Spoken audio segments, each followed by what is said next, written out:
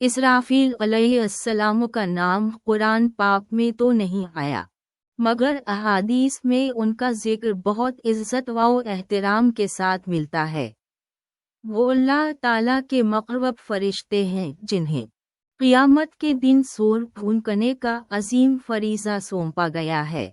یہ سور، جسے اسرافیل علیہ السلام اپنے منہ مبارک سے نہیں بلکہ اللہ کے حکم سے پھونکیں گے، ایک ایسا معجزاتی آواز ہوگی جو تمام کائنات میں گونجے گی۔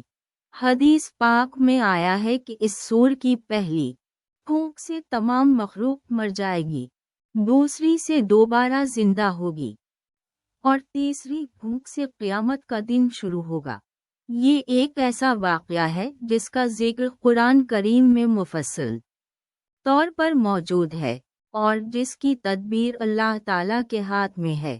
اسرافیل علیہ السلام کی یہ ذمہ داری ان کی اقتدار اور اللہ تعالیٰ کے نزدیک ہونے کی مظہر ہے۔ یقیناً قیامت کا یہ واقعہ ہمیں اپنی زندگی کو اللہ تعالیٰ کی اطاعت میں گزارنے کا سبق دیتا ہے۔